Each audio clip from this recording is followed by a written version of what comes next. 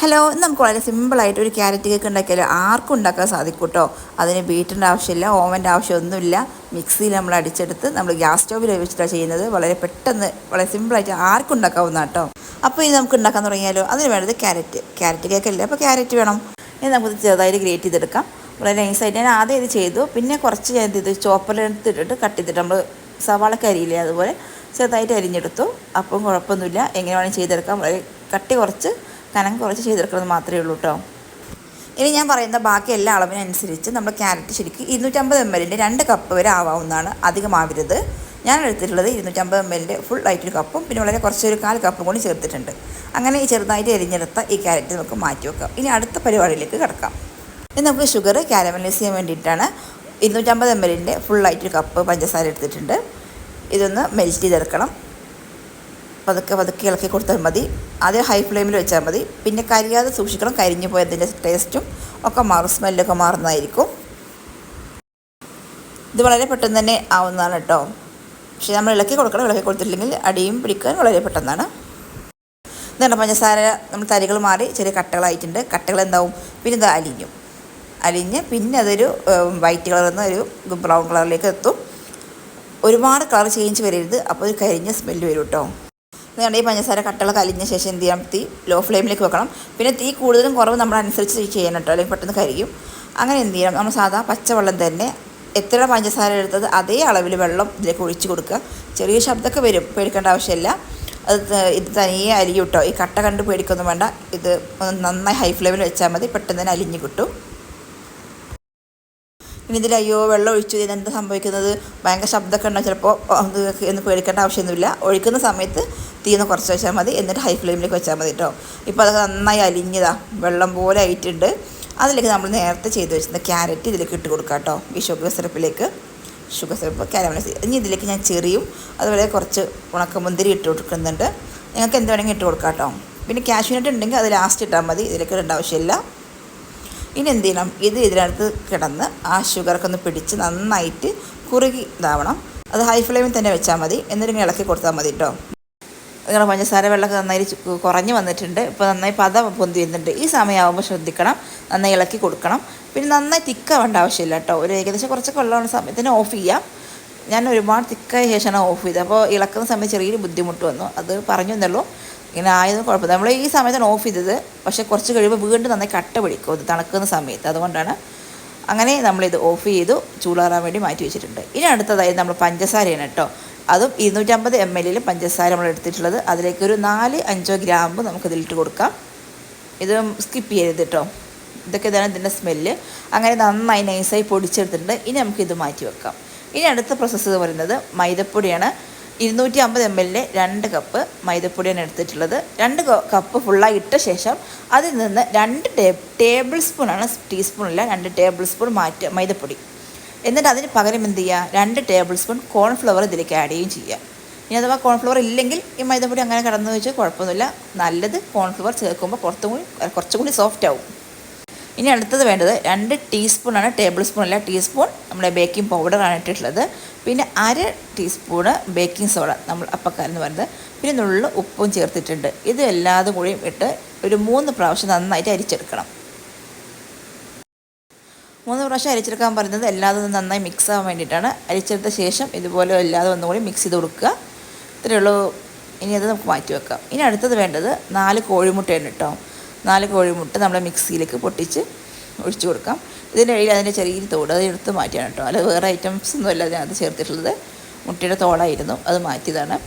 ഇനി ഇതിലേക്ക് 2 teaspoon vanilla essence ചേർത്ത് കൊടുക്കാം. അത് ചേർത്ത് കൊടുക്കണം, അല്ലെങ്കിൽ മുട്ടയുടെ സ്മെല്ല് വരും കേട്ടോ. ടേബിൾ സ്പൂൺ ടീസ്പൂൺ മാറരുത്. ടീസ്പൂൺ വളരെ ചെറുതാണ്. ടേബിൾ സ്പൂൺ നമ്മൾ നേരത്തെ കോൺഫ്ലവർ എടുത്തില്ല, അത് ടേബിൾ സ്പൂണാണ് കേട്ടോ. ഇനി നമുക്ക് എന്താ ചെയ്യാം, നന്നായി അടിച്ചെടുത്ത് തരാം. ഒരു മിനിറ്റ് അടിച്ചെടുക്കാം, ഒരുപാട് സമയം അടിച്ചെടുക്കണ്ട. അങ്ങനെ നമ്മളിത് അടിച്ചെടുത്തിട്ടുണ്ട്. ഇനി ഇതിലേക്ക് എന്ത് ചെയ്യാം, 1 കപ്പ് 250 ml കപ്പിൽ തന്നെ സൺഫ്ലവർ ഓയിൽ ഒഴിച്ച് ഒരു 30 സെക്കൻഡ് അടിച്ചെടുക്കാം. ഒരുപാട് സമയം ഓയിൽ ഒഴിച്ച് അടിച്ചെടുക്കരുത്.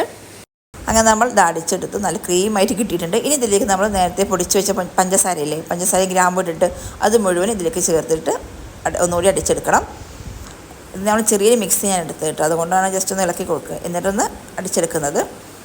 ഇനി നമുക്കിത് അടിച്ചെടുത്തിട്ട് വരാം. അങ്ങനെ അടിച്ചെടുത്ത് നല്ലൊരു ബാറ്ററാണ്. നല്ല തിക്കൊന്നുമല്ല, നല്ല ലൂസും അല്ലാത്തൊരു ഇതാണ് കേട്ടോ ഇതിൻ്റെ കൺസിസ്റ്റൻസി വരുന്നത്.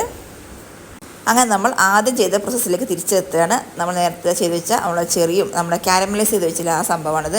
ഇതാണ് ഞാൻ പറഞ്ഞത് കുറച്ച് തിക്കായി എന്ന് പറഞ്ഞത്. അതിലേക്ക് നമ്മൾ മിക്സിയിലടിച്ച ആ കോഴിമുട്ടയുടെയും എല്ലാ സംഭവമല്ലേ, കോഴിമുട്ടയും ഓയിലും പഞ്ചസാരയൊക്കെ ഇട്ട് അടിച്ചില്ലേ, അത് ഇതിലേക്ക് ഇട്ടിട്ട് നന്നായി ഒന്ന് മിക്സ് ചെയ്ത് കൊടുക്കുക. ഫസ്റ്റ് നിലക്കുമ്പോൾ ചെറിയൊരു ബുദ്ധിമുട്ടൊന്നുള്ളൂ, പിന്നെ കുഴപ്പമൊന്നുമില്ല. പിന്നെ കളർ ചേഞ്ചായി. അങ്ങനെ നമ്മൾ നന്നായിട്ട് ഇളക്കി കൊടുത്ത് നമ്മൾ പഞ്ചസാര കളറിലേക്ക് ചേഞ്ച് ആയിട്ട് നമ്മുടെ കാരമലൈസിൻ്റെ കളറിലേക്ക് മാറി. നന്നായിട്ട് ഇളക്കി കൊടുത്താൽ മതി, പ്രശ്നമൊന്നുമില്ല. അതുകൊണ്ടാണ് ഞാൻ നേരത്തെ പറഞ്ഞത് നന്നായി തിക്കാവാൻ നിൽക്കണ്ട, കുറച്ചൊരു തിക്കാവുന്ന സമയത്തിന് ഫ്ലെയിം ഓഫ് ചെയ്യാമെന്ന് പറഞ്ഞത്. എന്നുകരുതി ലൂസാക്കരുതേ, അത്യാവശ്യം തിക്കായതിന് ശേഷം മാത്രം ഓഫ് ചെയ്താൽ മതി കേട്ടോ. അങ്ങനെ ഞാൻ ഇളക്കി അതിനെ ശരിക്കും ഒരു പരുവത്തിലാക്കിയിട്ടുണ്ട്. ഇനി നമ്മൾ അവസാനം ചേർക്കേണ്ടത് നമ്മൾ അവിടെ മൈദപ്പൊടിയും നമ്മൾ നേരത്തെ അരച്ച് വെച്ചിട്ടുണ്ടായിരുന്നില്ലേ, മൈദയും കോൺഫ്ലവറും അതുപോലെ ബേക്കിംഗ് സോഡ ബേക്കിംഗ് പൗഡറൊക്കെ ഇട്ട് അതിൻ്റെ പകുതി ഇട്ടിട്ട് നന്നായിട്ട് ഇളക്കി കൊടുക്കുക. പകുതി ഇട്ടിട്ട് ഇളക്കിയ ശേഷം മാത്രം പകുതി ഇട്ടാൽ മതി, ഒന്നിച്ചിട്ട് അത് ശരിയാവില്ല കേട്ടോ. അങ്ങനെ ആദ്യം പകുതി ഇട്ട് നന്നായിട്ട് ഇളക്കി കൊടുത്ത് ഇതെല്ലാം നന്നായിട്ട് മിക്സ് ആവണം കേട്ടോ. അങ്ങനെ അത് മിക്സായ ശേഷം പിന്നെ അടുത്തതും ഇട്ട് കൊടുക്കുക. അങ്ങനെ മുഴുവനായിട്ട് ഇട്ട് കൊടുത്തിട്ടുണ്ട്. നന്നായിട്ട് ഇളക്കണം. ഇളക്കലിന് യാതൊരു കുറവും വരുത്തരുത്, കാരണം അത് അത്യാവശ്യം ഒരു തിക്കുള്ളൊരു ബാറ്ററാണ്, അല്ലാതെ നല്ല ലൂസായിട്ടുള്ളതൊന്നുമല്ല. ഇനി നമുക്ക് ഇതിലാണ് ബേക്ക് ചെയ്യുന്നത് ആ ടിന്നിൽ കുറച്ച് ഓയിൽ ഒഴിച്ചു കൊടുക്കാം. ഞാൻ സൺഫ്ലവർ ഓയിലാണ് ഒഴിച്ചിട്ടുള്ളത്. പിന്നെ കുറച്ച് മൈദപ്പൊടി ജസ്റ്റ് സ്പ്രെഡ് ചെയ്യാൻ വേണ്ടിയിട്ടോ. ഇനി ഇതിന് പകരം നിങ്ങളുടെ അടുത്ത് ബട്ടർ പേപ്പർ ഉണ്ടെങ്കിൽ അത് വെച്ചാൽ മതി. അതിന് പകരം ഞാൻ ചെയ്യുന്നതാണിത്. ബട്ടർ പേപ്പർ ഇല്ലാത്തവർക്ക് ഇങ്ങനെ ചെയ്താൽ മതി കേട്ടോ. അങ്ങനെ നമ്മുടെ മാവ് ഇതിലേക്ക് ഒഴിച്ചു കൊടുക്കാം.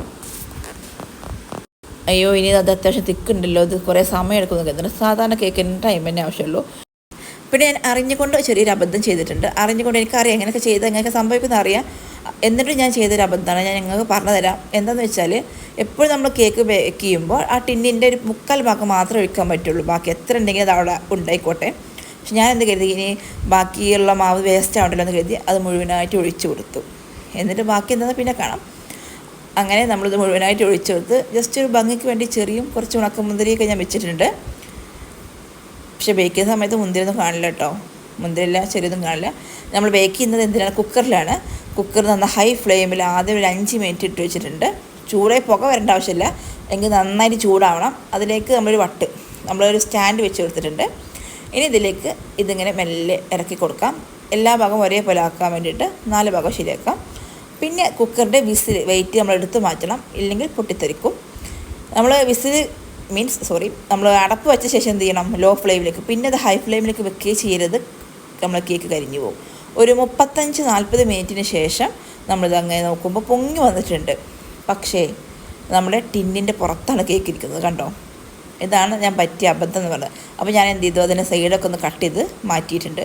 പിന്നെ നോക്കിയപ്പോൾ കുഴപ്പമൊന്നുമില്ല, കേക്ക് കഴിക്കാൻ ടേസ്റ്റ് ഒന്നും വിഷയമില്ല. പക്ഷെ പൊങ്ങി വന്നത് ചെറിയൊരു അബദ്ധം പറ്റിയിട്ടുണ്ടെന്ന് മാത്രം. ഇതിൻ്റെ അടിയെ കണ്ടോ, നല്ല സോഫ്റ്റാണ്. ശരിക്കും നമ്മുടെ ക്രീം പ്ലം കേക്ക് പോലെയല്ലേ, നമ്മുടെ സാധാ പ്ലം കേക്ക്. നിങ്ങൾക്കത് ക്രിസ്മസൊക്കെ ആകുമ്പോൾ നിങ്ങൾക്ക് ഉണ്ടാക്കി നോക്കാവുന്നതാണ്. ഞാൻ ഗ്യാരണ്ടി 100% ഞാൻ ഗ്യാരണ്ടി, ഒരിക്കലും ഫ്ലോപ്പ് ആവില്ല, ആർക്കും ചെയ്യാവുന്നതാണ് കേട്ടോ.